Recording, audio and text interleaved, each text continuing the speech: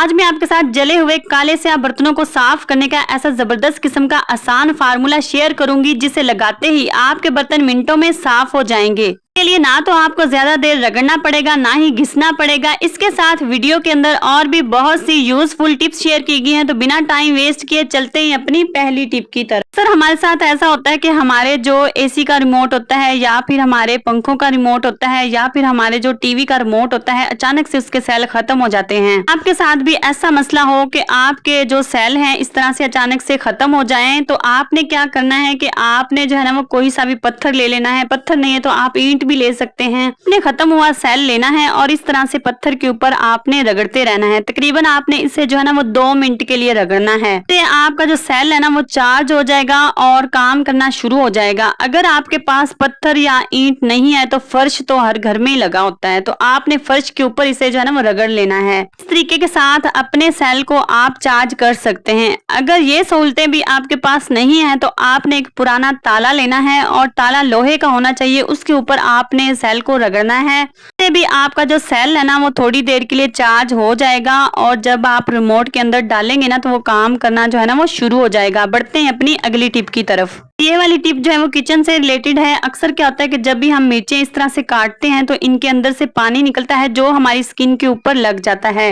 लोगों की स्किन जो है ना बहुत ज्यादा सेंसिटिव होती है और उसी टाइम जो है ना वो जलन होने लगती है। तो आपने इससे बचने के लिए क्या करना है, आपने मिर्चों को इस तरह से कांटे के ऊपर अटैच कर लेना है। इस तरह से अगर आपकी मिर्चें पतली है ना तो वो 3 से 4 अदद जो है ना आ सकती हैं। अगर मोटी है तो आप 2 भी लगा सकते हैं। तो इस तरह से जब आप मिर्चें काटेंगे ना तो आपके जो हाथों पे पानी है ना वो नहीं लगेगा। जैसे जब आप मिर्चें काटेंगे तो आपके हाथों पे कभी भी पानी नहीं लगेगा और ना ही आपके हाथों पे जलन होगी। अक्सर क्या होता है कि हमारे हाथों पे कट वगैरह भी लग जाता है। किसी के हाथ पे कट लग जाए ना तो वो भी इस तरीके से मिर्चों को आसानी के साथ जो है ना वो काट सकता है। इस तरह से हाथ जो है ना वो महफूज रहेंगे। क्या होता है कि जब भी हम बैग के अंदर पैसे रखते हैं तो सफर पर हमारे बैग में से पैसे जो है ना वो चोर निकाल लेते हैं। लंबे सफर पर जब जाए ना तो तब जो है ना कोई भी हमारी जिप खोल सकता है और आसानी से पैसे जो है ना वो निकल जाते हैं।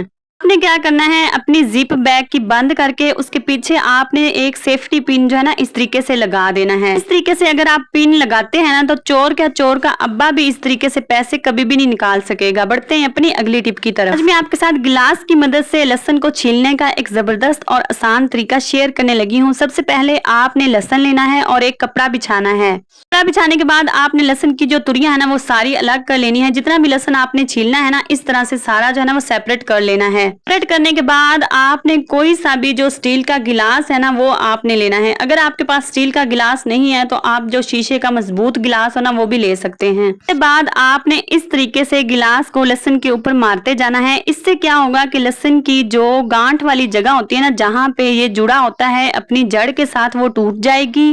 आसानी से लहसुन जो है ना वो छिलके से अलग होता जाएगा। तो इस तरीके से आसानी से 2 मिनट के अंदर अंदर आप ढेरों लहसुन जो है ना वो निकाल सकते हैं। तो ये छोटी सी टिप पसंद आ रही है तो आपने प्लीज वीडियो को जल्दी से एक प्यारा सा लाइक जो है ना वो जरूर कर देना है। बढ़ते हैं अपनी मेन टिप की तरफ। के साथ जली हुई काली स्याह इस पतीली को साफ करने का एक निहायत ही आसान फार्मूला जो है ना वो शेयर करने लगी हूँ। देगची के अंदर हमने आग पर दूध को बॉयल किया था क्योंकि उस दिन जो है ना वो गैस नहीं आया था, तो हमें इमरजेंसी में दूध को जो है ना बच्चों के लिए बॉयल करना था तो आग जलाना पड़ी थी। की हालत आपके सामने है किस कदर जो है ना वो ये जल चुकी है और बिल्कुल काली स्याह हो चुकी है। तो इसके लिए मैंने एक जबरदस्त किस्म का फार्मूला तैयार किया था जो आपके साथ शेयर करने लगी हूँ। सबसे पहले मैंने यहाँ पे मीठा सोडा लिया था, बाद मैंने बर्तनों को साफ करने वाला साबुन लिया था और उसे क्रश करके इस मीठे सोडे के अंदर शामिल किया था। मेरे पास यहाँ पे डिश वॉश लिक्विड मौजूद नहीं था इसलिए मैंने साबुन का इस्तेमाल किया था। आपके पास डिश वॉश लिक्विड है तो आप साबुन की जगह सिंपली जो है ना वो भी इस्तेमाल कर सकते हैं। तो यहाँ पे मैंने सारा साबुन जो है ना इस तरह से ग्रेट करके जो है मीठे सोडे के अंदर शामिल कर लिया। बाद मैंने यहाँ पे एक लेमन लिया और लेमन को मैंने इस तरह से निचोड़ लिया है इस सारे जो है ना फार्मूले के अंदर और इसे आपने अच्छी तरह से जो है ना वो मिक्स कर लेना है। मिक्स करने के बाद एक और चीज यहाँ पे ऐड की है हमारे पास ब्लीच। ये कपड़ों के लिए भी इस्तेमाल की जाती है और फर्श को साफ करने के लिए भी और बर्तनों के लिए भी। तो थोड़ा सा मैंने यहाँ पे ब्लीच का इस्तेमाल किया है। इस सारे फार्मूले के अंदर मैंने ब्लीच को ऐड कर दिया। बाद इस फार्मूले को मैंने सारी देगची जो थी ना इसके ऊपर अच्छी तरह से जो है ना वो लगा दिया और हाथों की मदद से सारा जो है ना मैंने फैला दिया ताकि सारी देगची के ऊपर अच्छे तरीके से ये लग जाए। आपकी देगची भी इस तरह से जल जाती है, गैस पर भी अक्सर जो है ना देगचियां जल जाती हैं, अंदर से भी जल जाती हैं, तो आप ये वाला फार्मूला जो है वो इस्तेमाल कर सकते हैं। और इस तरह से सारे फार्मूले को लगाने के बाद तकरीबन जो है ना थोड़ी देर के लिए, आधे घंटे के लिए जो है ना इसे ऐसे ही छोड़ दिया था। और छोड़ने के बाद मैं आपको दिखाती हूँ, उंगली लगाने से ऊपर वाली जो कालक थी ना वो उतर रही थी। मैंने एक पत्थर का टुकड़ा लिया, ईंट का छोटा सा टुकड़ा लिया और उसे देगची के ऊपर ना इस तरह से मैंने रगड़ा है, तो सारी जो कालक थी ना वो उतरना शुरू हो गई थी। बस इस तरह से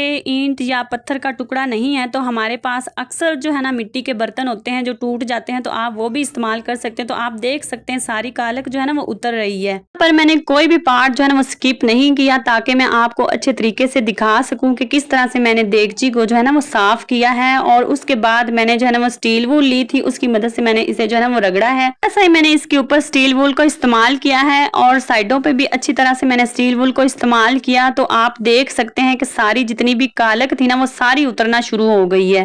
अगर हमारे बर्तन अंदर से भी जल जाते हैं तो आपने ये वाला फार्मूला अंदर वाली साइड पे भी लगाकर इस्तेमाल कर सकते हैं और बाहर वाली साइड पे भी इसी तरह से आप साफ कर सकते हैं। यदि आपको मैं धोकर दिखाती हूँ देगची हमारी कितनी जो है ना वो साफ हो चुकी है। मैंने कोई भी पार्ट यहाँ पे स्किप नहीं किया ताकि आप अच्छे तरीके से नोट कर सकें और देख सकें। तो ये देखिए हमारी देगची बिल्कुल साफ हो गई है। आपको ना तो महंगे क्लीनर की जरूरत पड़ी है और ना ही कोई काला तेल लगाने की जरूरत पड़ी है। सिंपली जो घर में चीजें अवेलेबल होती है ना, आप उसी से अपनी देगचियां और बर्तन जो है ना इसी तरह से साफ कर सकते हैं। आपको कोई भी टिप पसंद आती है तो आपने वीडियो को प्यारा सा लाइक जरूर करना है।